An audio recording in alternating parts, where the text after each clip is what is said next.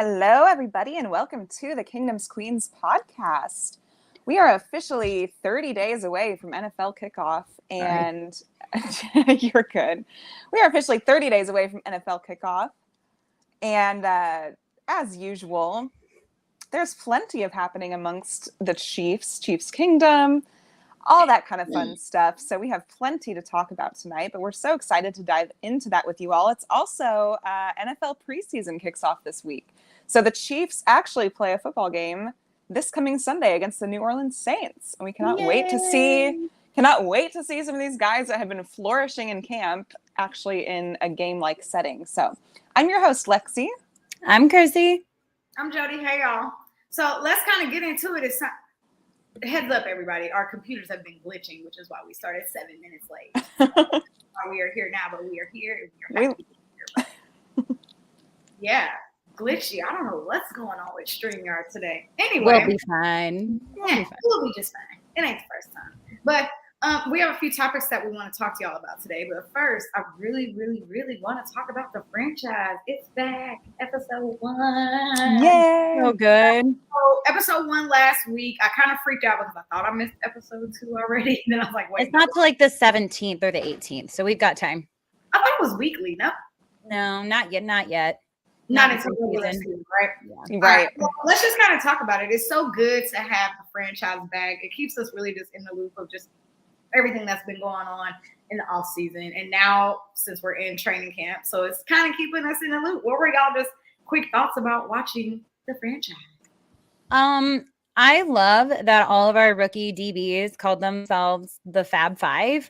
I love them. That was just like the camaraderie and just the cuteness of it all. Like, and then watching them like go out there, and they all had roles, and I mean, got in the Super Bowl win. I was just so proud. I don't know, and you can feel that there's just. I don't know. There's a fire lit under everyone in that building. And it was just such a good episode. I loved it. I love our young DBs. I love their fire. I love their competitiveness. Same. Yeah.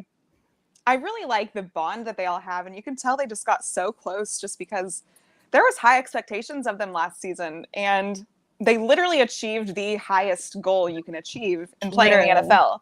So they don't even know any different. Like they came in to the Kansas City Chiefs. They're playing with the best quarterback, the best head coach, the best tight end, arguably the best D lineman in Chris Jones. And they literally went to the Super Bowl and won it. So then to come back this next season, their sophomore season, I feel like they're all just as fired up as ever. I don't think there's going to be any like Super Bowl slump kind of thing that people can hit the next season like the Rams did last season. I don't feel that at all with our team. And I love that in each meeting they come in and Andy Reid has like Super Bowl 58 plastered all over everything. And just their mindset this next season to two-peat. They want to be the next team to two-peat ever since the Patriots did in the early 2000s. So I love that fire that's in them. I think they have all the chance in the world to do that. So I think the first episode of this just got me fired up and ready for the season. I'm so ready. Yeah, no, it was a great episode. For me, I think what I enjoyed the most, of course, is I always care about player perspective. So, I mean, I feel like we got to watch their whole entire off season. We got to watch them celebrate. We got to watch them party. And, you know, for us to get to see like them actually flip the page, I think that's what did it for me. You could see them as a team being like, all right, we won the Super Bowl, we celebrated, we partied, on to the next chapter. So seeing them kind of collectively turn that page was really great. I will say I think my favorite part about the whole entire thing, though, was listening to Sky Moore. Yes, I was going to say that, yes. I'm really high on him for this season, so it was great. I know. Listen to him. Yes. His adversity over last year and how he kind of overcame that. And it was nice to like listen to what that conversation sounded like during that AFC Championship game. And he was like, man, I don't know, coach. Like, I don't know. He's like, you're the only one we got. So Yeah. you know what I mean? So, but I love that he kept catching punts. Like every day he was catching punts because he just had a feeling it was going to come. And he was like super defeated about it. Like you kind of see him have that like normalcy moment of like, he felt humble. And so it was really important for him to overcome that and to be better. And he absolutely was. So. Yeah, and I remember hearing something, Yeah. and you could hear it in the stadium. I wasn't at the stadium, but you could hear it on TV, how quiet it got. And Sky has talked about how when he went out there for that big punt return where he returned it to like the 50 or around that big punt return he had. Yeah. He talked about not in the franchise, but in a separate interview, he talked about how quiet it got. He's like, you could hear like a pin drop because everyone was like, "Oh crap!" Like, oh no, not the moment. Like I remember watching Poor it, Sky. I was like, "Oh my god, Sky's back there! Sky's I know. back there!" Oh my gosh! But he did great, and he had a great return. So, like Jodi said, overcoming all that adversity and going out there, and I bet like you're on the biggest stage before the Super Bowl. Like this is it or you go home.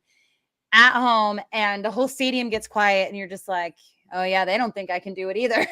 Like, I'll say, I know. I know a lot of people don't know this, but Sky kind of has like his own like YouTube thing too. Yeah. Yes, he does. He has his life, and especially what it's like now being in the NFL and being this great player that he is. But before the Super Bowl, if y'all go back and watch it, his mom was just so positive and so encouraging for him. And she was like, something big's happening today. I don't know what it is. I feel it. And of course, like then he gets a touchdown in the Super Bowl. So yeah, it's like the small things that make you love these players. And so that's why I'm really glad to watch the franchise. Of course, last year I didn't start watching until like week 14 or something. Like I was a terrible Chiefs fan for some reason. But since then, I don't know why, because it doesn't matter. Since then, you're like, I figured it out. Now I need to watch it. Though, like, I watched last season, though, probably like 10 times, though, the whole entire season. So I love the player perspective. I can't wait to watch it like every single week when it comes out, because we see what we see and we hear what we hear on social media and just wherever, but to actually get them mic'd up and, with the camera in their face, it's pretty dope. So. Yeah. I love it. All right, well, let's go ahead and get I agree. Oh, go ahead, Lexi. No, you're fine. Go ahead. No, you're good. Already. You're right. Say what you were going to say, and we're going to transition. Say it. Nothing. No, I'm just excited for Sky Moore to break out this season. I think he's going to. I think he's going to be.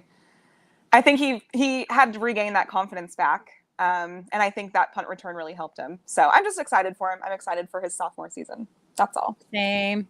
Yeah. Well, this comment says, sorry. This comment says, I don't know what's going on with StreamYard today. It's really actually stressing me out. But this comment says, I'm worried about CJ for the long run. Will he be here this year or not? I don't know. So that is a great transition point for us, because we are getting ready to talk about the Chris Jones situation, the Charles Omenihu situation. We know that Charles Omenihu is suspended for the first 6 games of the season. We know that Chris Jones has still not signed this contract yet. Might not, right? So we also today on Twitter, if you were paying attention, he tweeted out, "I love you, Casey." And a lot of people were like, "Oh my God, does that mean yes, I just signed this big contract, I'm staying? Or does that mean see you when I see you, I'm getting out of here after this year?" So everybody's thoughts.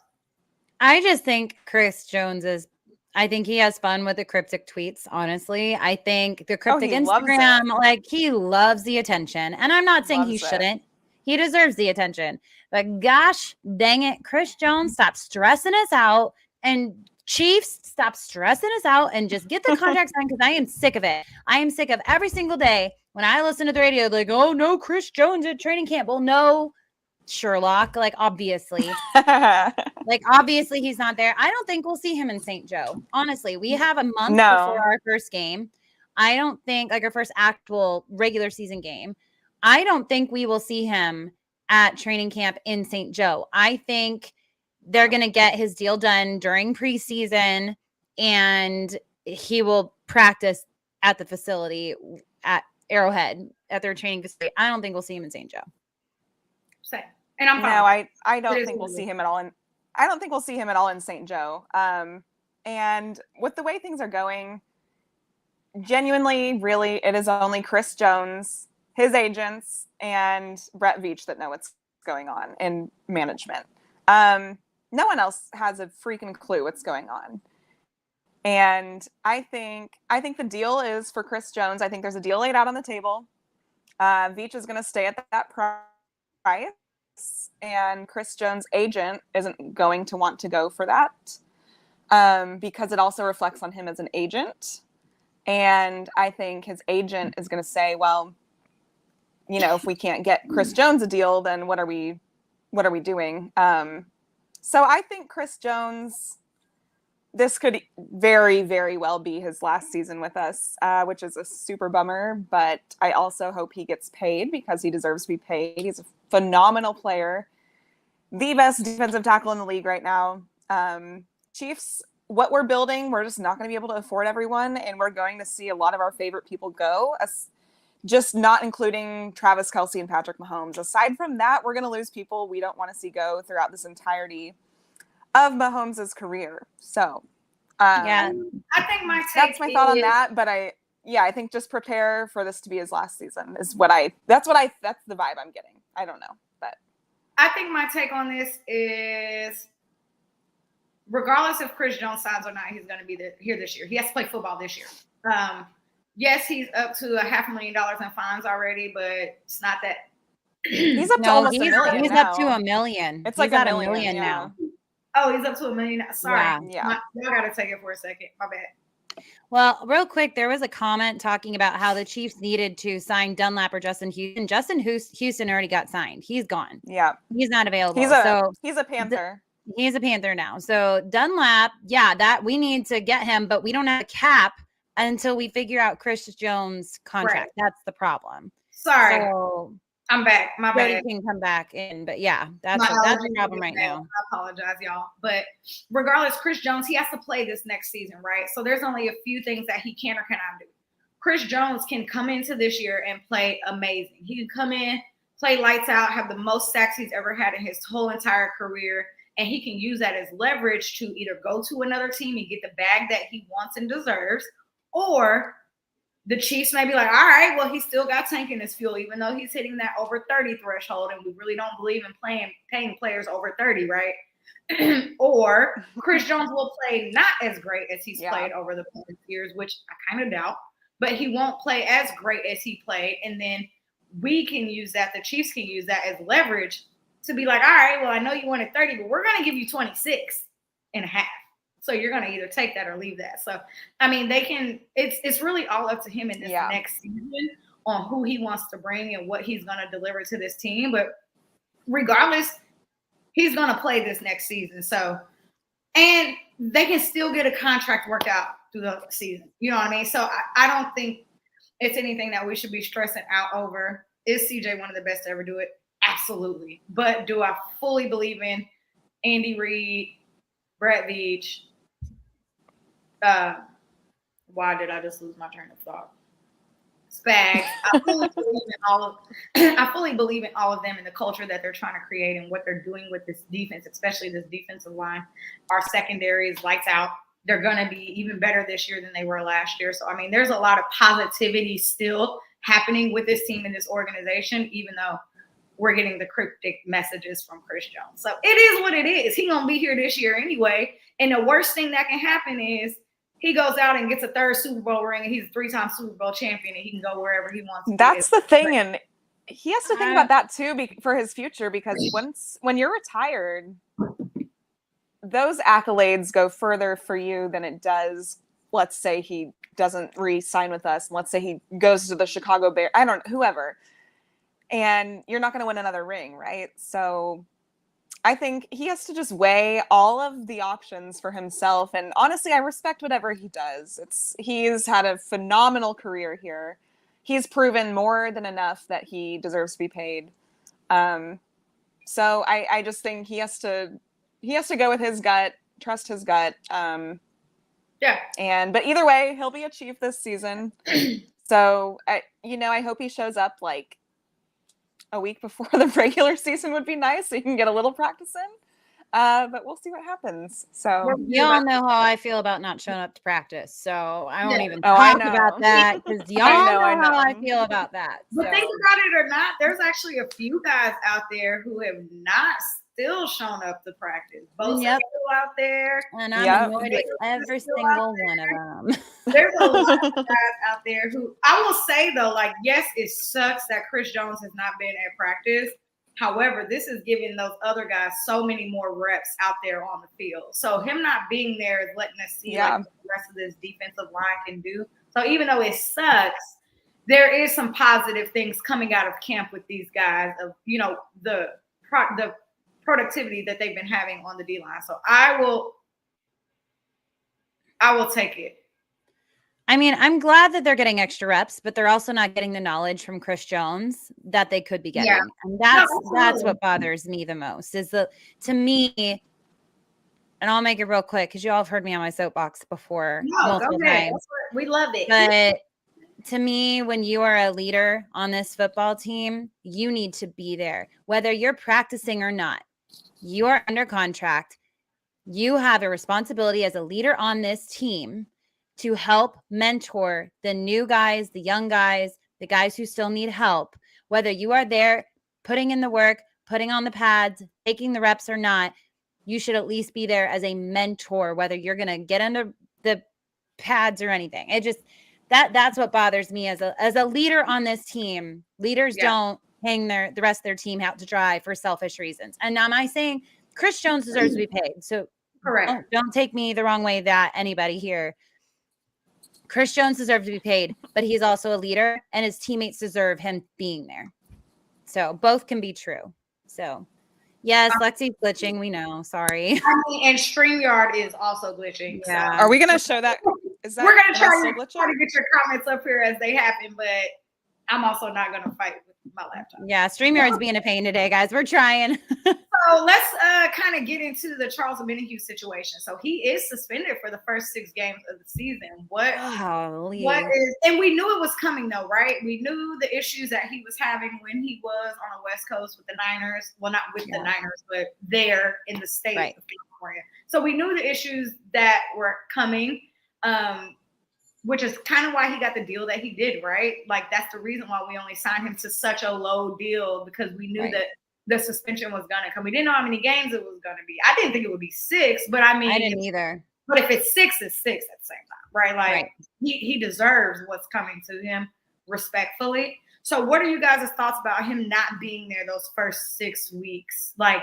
especially with the chemistry between him and Chris Jones, it seems like it's going to take forever to get built. So what are y'all thoughts on that as well? Yeah, I do like that he's still able to participate in practice. I know he's there. He was staying late with George Karlaftis and they were getting extra work in. So I do appreciate that. And like you said, Jodi, like he got a suspension. You know, he did something wrong. I didn't think it'd be 6 games, but it is. So we have to go forward with that. And so the thing is, he wasn't here last year. So it's not like we're used to him being out there on the line. Yeah. But you know, if I would just feel much better if we could have a veteran presence out there. You know, Mike Dana is still trying to come back from his calf injury. Same as Tershawn Wharton, he's still working back. He was active in camp yesterday. Yeah, so he was, which is great. But you know, I wish we could get Dunlap back. And I know he's just sitting there waiting for a call because he talked about it at the ring ceremony. I learned how problem is $5 still. Yeah, we can't get him back if nobody restructures a contract. So yeah, even if we were to bring Dunlap back on like a 1 year, whatever the vet minimum is, well, we don't even have like half of that. So, I know exactly. Like we can't even bring anyone in unless get a GoFundMe started like immediately. Yeah, immediately. Oh, no. But yeah, it's unfortunate, but like you said, we were expecting it. Yeah. And I just roll with the punches. I wish the NFL had some consistency in their suspensions because they honestly make no sense to me. We have Alvin Kamara on the Saints, who I won't really speak to what he did, but he beat up a man pretty badly in Las Vegas, and that was at an NFL event, right? And he only got 3 games suspended. Charles Omenihu, I don't know the full details. Maybe there's something we're missing from it because the details are very vague in the articles online. But from what it sounds like it, not that any form of what he did is okay. Now we believe it was some sort of domestic. Right. So not that any of that is okay ever. It sounds like maybe it wasn't quite as bad as it was made out to be. I don't know. I'm not, again, you know what I'm saying. I mean, we had this same debate last year with Willie Gay. We said the same shit. Yeah. We said the same thing about Willie Gay last year. And Willie Gay only had 4 games. 2. Versus Charles. 2 games. He only had 2 games. Was it 2 or was it 4? Yeah. I think it was 2 because we either had way, 2 either way, it was way 2 less. and 2. Frank Clark had 4. Okay, you're right. Frank Clark. Okay, so regardless, 6 games is a lot. 6 games is 6 is a lot to be suspended. So like you guys said, though, it's not like we're used to having him on our D-line. So whatever he can bring, once those 6 games are up, I'm grateful for. But I think our D-line is one I'm most looking forward to watching in preseason because I do not know what to expect from the depth on that D-line right now. Right. At all. I mean, I'm still fine with our D-line, though. I mean, we still got George Karlaftis. We still got, I mean, our linebackers are insane. You know what I mean? So yes. I'm not super worried about them. Do I think they might start off slow and have to figure out like what that chemistry looks like? And do I think that they're really working through that right now in camp? Yes. Do I think they're still going to start slow? Yes. Our defense always starts slow. So I need Chiefs fans to understand that before all of this happened, Chris Jones not signing, the suspension, blah, blah, blah, our defense was probably going to start off slow anyway, just because that's who we are as an organization. We do it every single year. It takes them a little bit of time to kind of click and get it going. So I'm not low on our defensive line. I'm actually very high on our defense as a unit still. Again, our defense overall, yeah, I agree. Right. But do I think that they're going to still be able to be a top 10 defense? Probably halfway through the season. I don't think we're going to jump out and be a top 10 defense.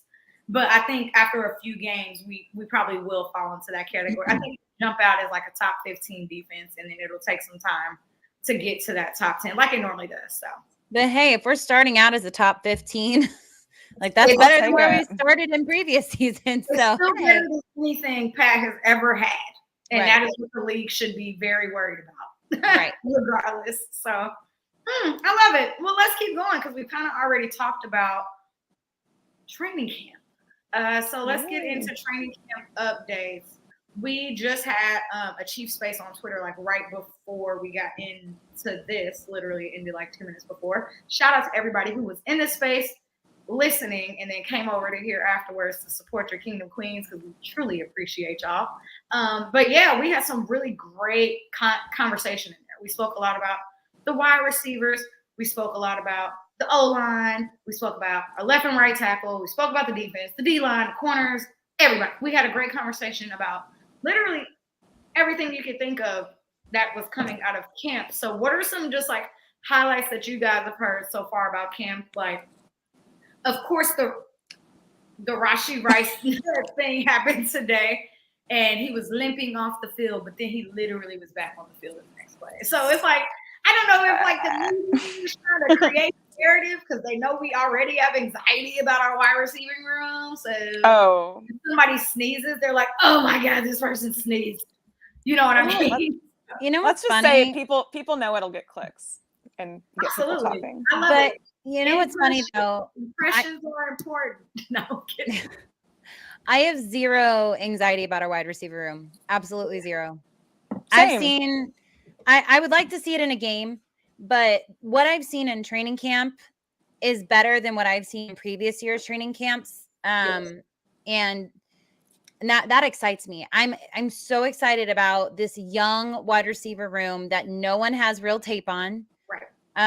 Except for MVS, obviously. But even MVS looks like he's taken a jump. Exactly. And who knows, MVS's role will probably be very similar, but it'll be a lot different with the other receiver, with Sky and KT around. Yeah, it's just and the they're chemistry to be here week 1. Yeah. I mean, to me personally, KT does not have to play week 1. I'm okay if he sits out like another, maybe the first 2 weeks. I'm cool with that. Yeah, we survived without him the whole first, whatever of last season. So, I honestly like the leaps and bounds that it looks like Sky has taken this season. Rashi Rice, Justin Ross are both, lighting up. And who I think is a dark horse of training camp is Nico Remigio. I love him. You guys. Okay, when I was at training camp. Oh my gosh, I everything that he did, he never dropped the ball. He made these unbelievable catches. He's hard to bring down.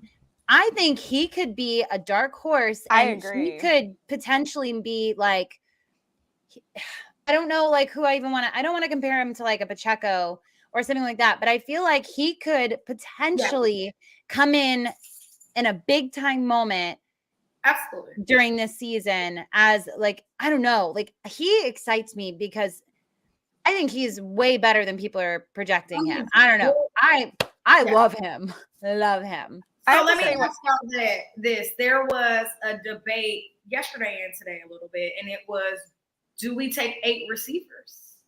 So we know with Charles Omenihu being suspended for those first 6 games, he does not count as a roster spot. Right. So we could add that spot at receiver, at tight end, because that's a whole another conversation we'll get into with the tight end room. But where does that extra spot go? We could go 8 receivers, but at the same time, a lot of people think, and I'm actually on this train now too, do we take 4 running backs too? So at this point, it's obvious we're going to take 4 running backs, right? I think it's obvious we're going to run with 4. And then definitely. I'm gonna just say this. I was like 7 running backs. 7 wide receivers. We're not taking 7 receivers. And I'm like, well, shoot, are we gonna go up to 8? Like I don't think I've ever seen us do that. But what's crazy is like Trent McDuffie was saying in his presser yesterday. He's like, I don't think people realize the amount of weapons Patrick Mahomes has right now. And then you have the best quarterback in the league who is going to make them all their very best. Yeah. And he's like, I'm so excited for them to get to play against other defenses in this preseason because every single guy has their own niche. Every single one brings something different. Absolutely. And like you said, Chrissy, too, like I was at training camp last week, whenever that was. And I know it got rained out, but like in the short time I was there before, Nico Remigio, he was making tons of plays. Like I kept seeing 27. And we're all like, everyone's looking at number 27. And I'm like, this dude could be something. And then I also think we're getting really, really lucky with the undrafted free agents that, of course, they all want to come play for the Chiefs, right? So we're getting guys like him. You're getting guys like Deneric Prince. And I think both of them, I'm excited. I love. And I think both of them have a chance to be impact players on our team, which is crazy. So I do think there's a good chance we could take definitely 7, maybe.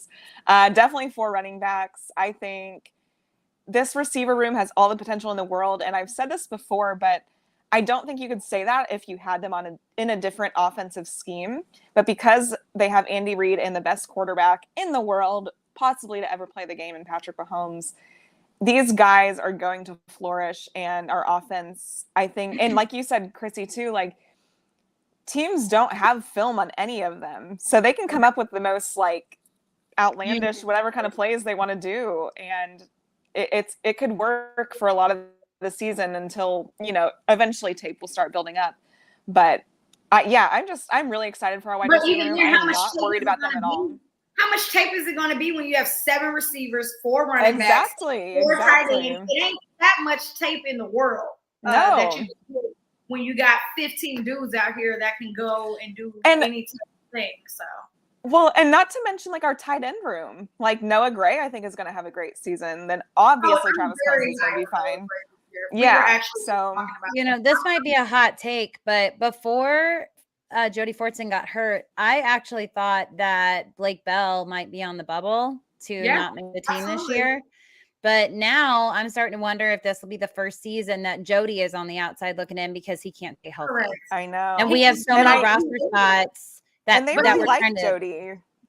I love Jodi but- Fortson. I love He's him. always injured. There's always I something know. Always injured. We don't know what's going on with his injury today. So not Right. sure if you guys, Cheese Kingdom, not sure if y'all been on Instagram lately, but Jodi was on there and he just posted about 3 hours ago at this point. He was in Miami, Florida, and he was just like, whatever happened. Oh, he was all the way in Miami, so he's not even at Yeah, training he was camp. in Miami. Well, No, that he's not was- Oh, I here. missed that. Give me Oh, one wow. I have it right here. That can't be At good. least the location that was targeted on there He was said, Miami. have faith and know that. That's He said, have faith and know that extraordinary things will happen for you in 2023. Make this your state of being to generate more life and more blessings. That doesn't make sense. And then he said, no matter how it plays out, I'm going to have blessings from Miami, Florida. And he said this, like I said, about 4 p.m. Central Standard Time.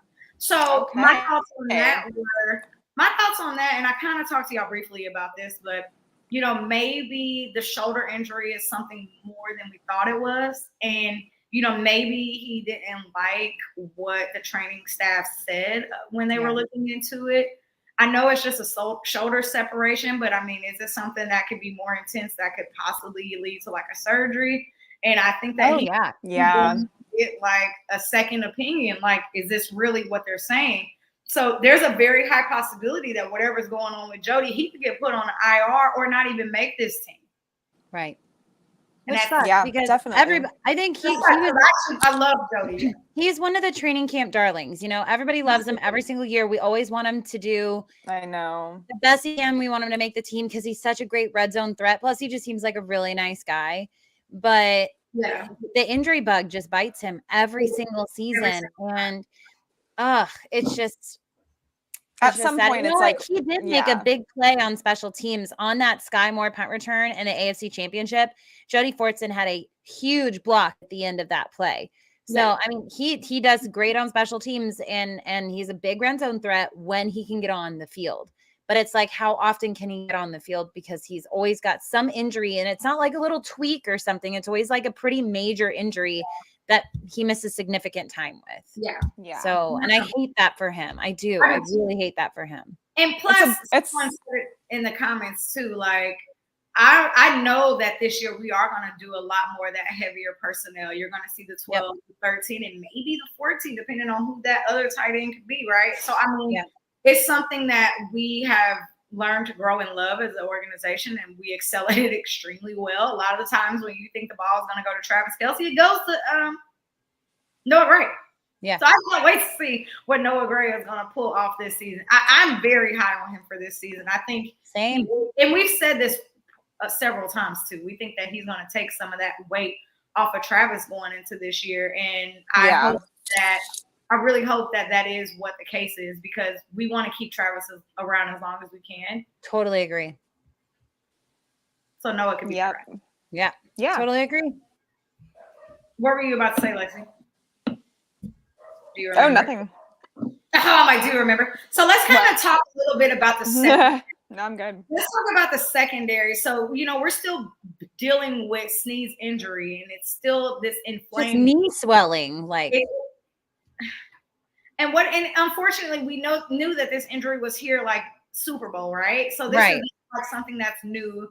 It's something that's kind of been lingering, and we know that he's been rehabbing all off season to get this knee right, and we're still having these same issues today. So what are your thoughts about the secondary, possibly without Snead for a little bit of time until he can be 100% recovered?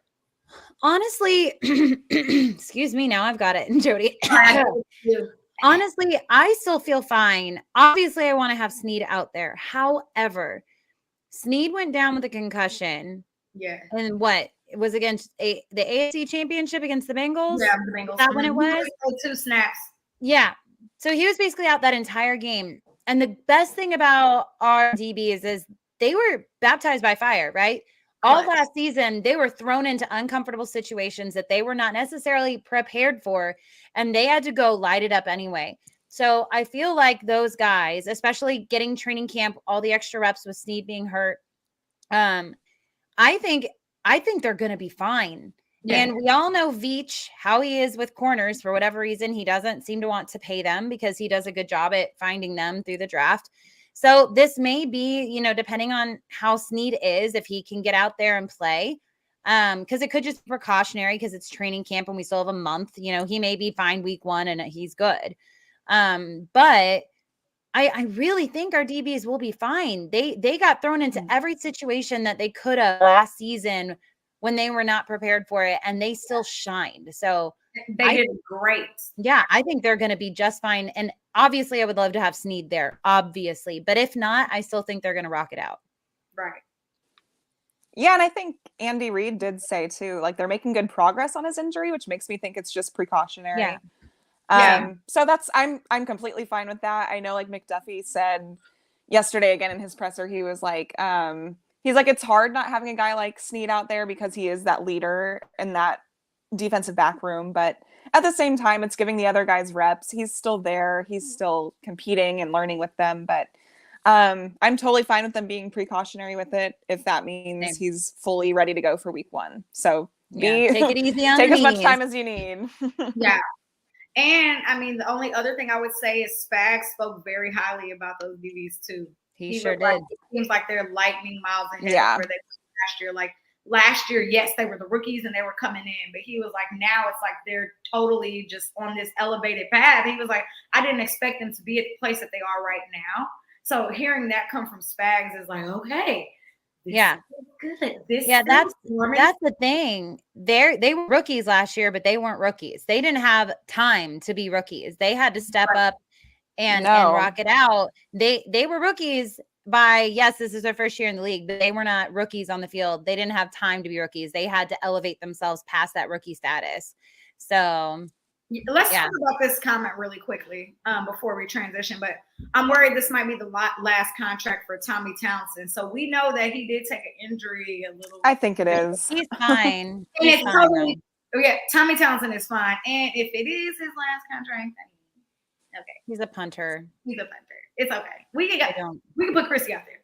Do y'all know that Chrissy plays soccer? And she is like, and she been doing this for years. If I don't, we put Justin Reed out there. Like, I think we're good. I can punt it. I can do it. You can punt. You're right. They can pay me $100,000 and I would be fine. So you're not. Well, yeah.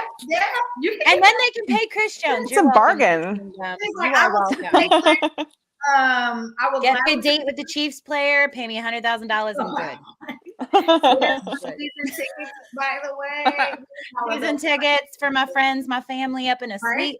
Right. But I mean, if this is Tommy's last year, I think that that's okay. He's done more than enough that we can ask for here. So, his work has definitely been serviceable. Love him. He's still going to have a great season this year. Yep. And honestly, at this point, I think that the whole entire team, every single unit is like Super Bowl or bust. So if we can figure out a way to get that dynasty and get that 4th ring into this organization and really be a dynasty with all of these dudes on their last contract, and that means more than any. I'm going to tell y'all this now. We get a Super Bowl this year, half of the team will not be there next year. So just wrap your minds around it, guys who are listening. Half of them will not be. I mean, besides the rookies, of course. Right. Besides Pat, and besides Travis, and we'll definitely probably keep Nick Bolton. You know what I'm saying? But a lot of those other guys, we'll keep Creed, we'll keep Tooney. We'll keep the guys that we need to keep. But a lot of them other guys. Yeah. And that's to my point earlier too. It's like we're going to lose a lot of guys we don't want to see go, but that's just how it goes and what we're trying to build. So that's what that's what the Patriots did. Their teams look different every single year, but they kept the pieces that they needed to build around. Correct. And exactly. That's kind of the same thing we're doing, And I'm down. It's necessary. It's a business deal. It is. And just think about all the new people we get to love every season. You guys. I know. And they're all great. Don't buy jerseys. Like, I could kill Trent McDuffie from going from 21 to 22. I know. But I was like, Trent, what you doing, man? I need Rashee Rice to be a star because my favorite number is 4. So Rashee Rice, this is a direct comment to you. He will be a star. Be a star so I can buy your jersey because, man, that is my favorite number. I wore it my whole career. Favorite number. I want to buy your jersey. So be awesome. All right, let's get back on track here. Sorry. So as we know, yesterday was the final 10 through 1 of the NFL Finally. Top 100. So for a lot of y'all like me who did not pay attention to the Top 100 at all, there were no Chiefs fans. There were no Chiefs players from 100 to 11. And then once we got to Literally. number 10, So weird. then when we got to number 10, Mr. Christopher, middle name Jones. Christopher, middle name Jones. I don't know his middle name. Number 10. So let's kind of like talk about the top 10 real quick. You know, I thought there were some people there who shouldn't be. Let me guess. Is it numero 8? Numero 8. Number 8 on the top 100 list should not have been at number 8. That's Josh Allen, in case y'all are wondering. Josh Allen, everybody. He should have easily been like 42. Like, what? Oh my God. The Josh Allen hate is out of hand. He should have been in the 20s somewhere. Let's be real. I could see him in the 10 through 20, 10 through 15, probably. The teens. 18 or 19. 18 or 19 for sure. Anyway, let's talk about the top 100 list. Let's talk about the top 10, 1 through 10. What are your thoughts? We had 3 Chiefs players come in the top 10. We had Chris Jones at number 10. We had Travis Kelce at number 5. And, of course, the GOAT, the best quarterback in the whole entire world, the best quarterback in the NFL. Everybody wishes they could have him, but they can't. 2-time MVP, 2-time Super Bowl MVP, Patrick Mahomes. So I like 1, 2, 3, and I would move Travis Kelce to 4. No offense to Nick Bosa. I would move Travis Kelce up because, I mean, duh. I don't need to explain that to y'all. Y'all understand. I agree. But Patrick Mahomes 1, Justin Jefferson 2, Jalen Hurts 3, totally agree. See, they agree with me. Josh Allen is trash. Joe Burrow should be in the top 10. I do agree with that. I think 6 might be a little high, honestly, but I still think you should be in the top 10. Tyreek, yeah, he's awesome. Oh, we lost Lexi. She'll be back. Tyreek, like, I don't like him, but you can't deny he's insane. So top absolutely. 10. He deserves to be in the top 10. Yeah, for sure. totally deserves it. For sure. I thought the list as a whole was weird. And I was just like, is this a joke? But I did agree with a majority of the top 10 at least. But I feel like we had some people who got snubbed on the Chiefs. And I'm sure there's other fan bases who had guys snubbed from them too. But I mean, Creed should have been on there. Nick Bolton should have been on there. For sure. Tooney should have been on there. Like, I mean, my conclusion is people don't know ball. But for a lot of people who don't know like how the actual top 100 list is curated, it is by NFL players. They are the ones who create this list. And it's done in like the middle of the season. It's done in October, November. No, maybe it's early. It's for sure October. I don't know if it goes as late as November, but this is something that the players make up, and they give them like a sheet that only has like 20 or 25 lines on there, and they want them to fill that in. So it's interesting to see how you create a list of 100 people from a sheet of 25 people. Cool. Whatever is your prerogative. But that is how you come up with the list. But I'm going to go through mine too. So I definitely agree with you. Of course, Patrick's number 1. I do love Justin Jefferson at number 2. I do love Jalen Hurts at number 3. I think it should go Travis Kelce 4, Joe Burrow 5, Nick Bosa, then Tyreek. Actually, I'm wrong. I would probably go Micah Parsons before Nick Bosa. You can't be wrong. It's your opinion, Jodi. I know, but I was wrong in my statement of reading. Oh, you would put Micah Parsons over Nick Bosa. Parsons before Nick Bosa. Yeah, absolutely. Interesting. Especially because I love what they're doing with him this year. They're moving him from linebacker to more of an edge, and I'm like, oh, that is going to be so. I want to do that with Willie Gay. Yeah. I'm like, that's going to be so good for them this year. Yeah. Because he's very fast and he just comes off the ball quick. And I also think Chris Jones, I don't have him in the top 5 on this list, but I do see, I would go Michael Parsons, Chris Jones, Nick Bosa. I like where Chris Jones is at. You know, Yeah, I don't hate him at at the top 10. I'm fine with him being there. I don't think that's slap in the face, diss yeah. or an insult is the more adult word I was trying to use, not diss. But I don't think that's like an insult to him. Like, I'm starting to sound like my 8-year-old, where he's like, "Hey, bro, hey, bro," I don't and I'm think just like, "I'm not your bro." You say shade. That's not shade. Yeah, it's not shade. It's not an insult. I think being in the top 10 is an honor, and I think the top 10 is mostly correct. You know what the kids are saying now? That ain't shade. I don't know. I ain't got children, and my nieces stress me out. When my son calls me bruh, and I'm just like, "Excuse me, I birthed you. You cannot call me bruh." Yeah, right? Bruh. But then I like called him man the other day. I was like, "Hey, man." I'm like, "Oh my God, it's the same thing. It's the same thing." Correct. It's the same thing. Yep, it is. Anyway. Lexi, talk about your top. What do you think about the top 10 list? I think it's pretty accurate overall. I think the entire list as a whole, top 100, has big issues. Yeah. Mm-hmm. Sorry. I think I agree. No. I mean, really, like okay. So the NFL has an insane amount of talented players, right? So you can make an argument for everybody that's in the top 100. But then to see some of the guys that got left off of the list altogether is absolutely mind-blowing. There's guys that have been all pros for years that didn't even make it. And then I know it's a little homer bias, but I don't even think it's crazy at all to say is that like guys like Joe Tooney should have made it, Creed Humphrey, Nick Bolton. They all had big arguments to make that list. And there's some guys on there where it just feels like a popularity contest. Yes, I know those same 3 people when you got kicked off, Lexi. The same 3. Did you? Yeah. So sorry. Yeah, my phone hates me today. No, that was my zapping us with dings. Not here. But yeah, overall, I think the list has big issues. I think the top 10 though is accurate. Oh. She was saying the top 10 is accurate. Bye, Lexi. I agree. And I think that the players are correct. I think what she was going to say is I think that the players are correct, but she doesn't necessarily. Maybe not the order. Yeah. Yep. Because I do think I think 9 of the players are correct in the top 10. So yeah. That's me. And we have no idea which one you don't think. But Jesus Christ. I'm so sorry, people. I don't understand why.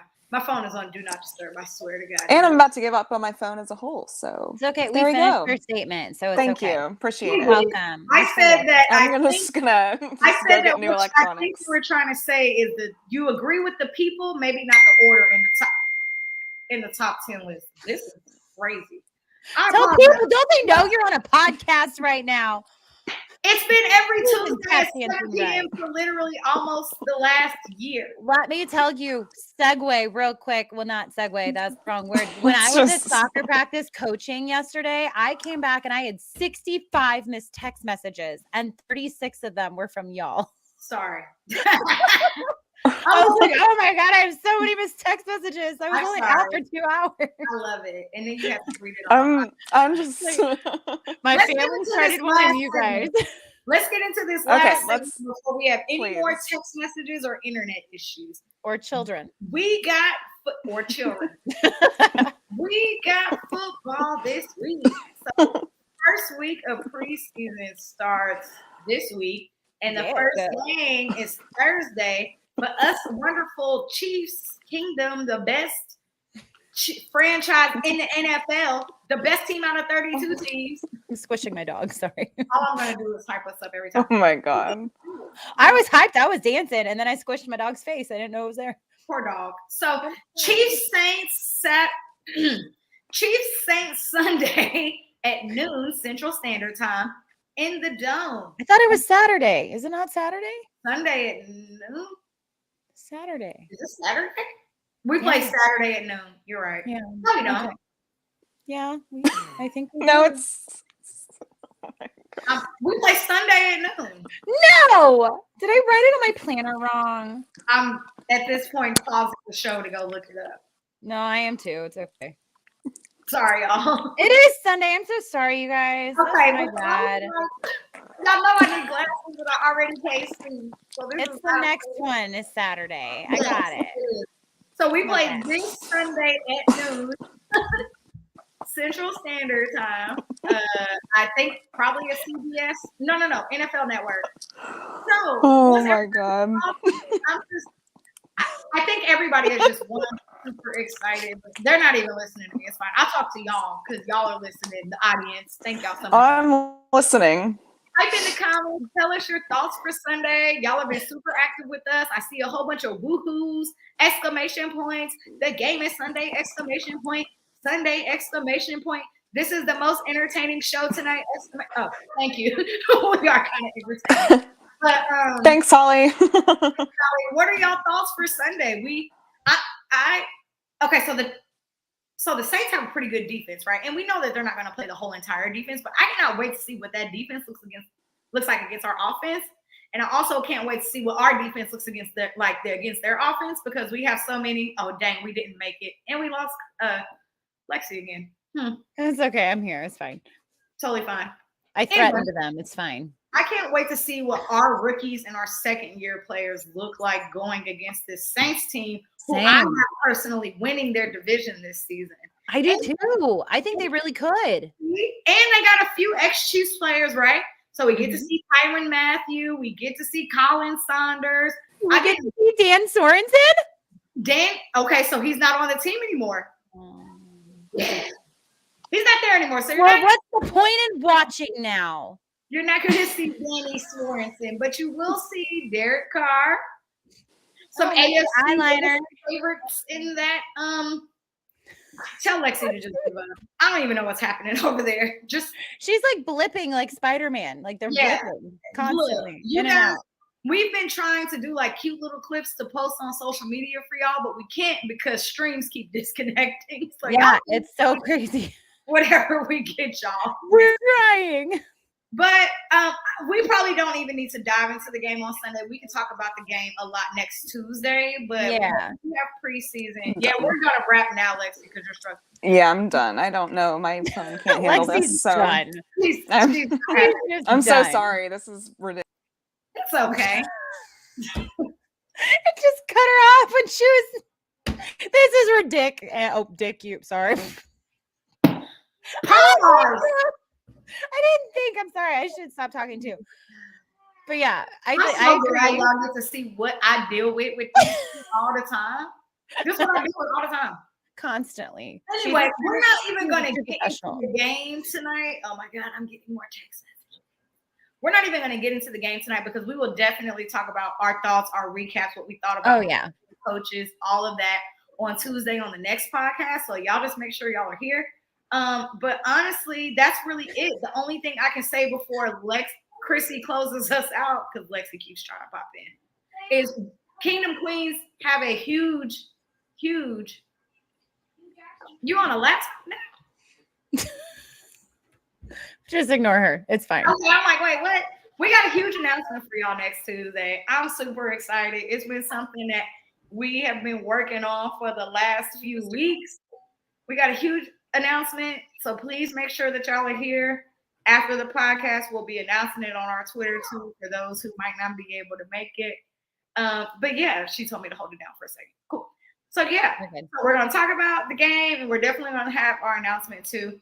If y'all are on Twitter, we are hosting pre-game spaces, halftime spaces, and post-game spaces also after the Saints game on Sunday. So tap in with us so y'all can hear our lovely voices, and it's just going to be a good time. So, Chrissy, close us out because I don't have anything else. I don't either. You guys, like as Jodi said, we are going to have so much to talk about next Tuesday after we get to watch our first preseason game and see all our babies out there running around, making plays and being awesome. So make sure you're keeping up on Twitter. Like we said, big announcement on Tuesday. Make sure you tap in. And until next time, your queens have spoken. Lexi is my spirit animal. Bye, you guys. Bye, y'all.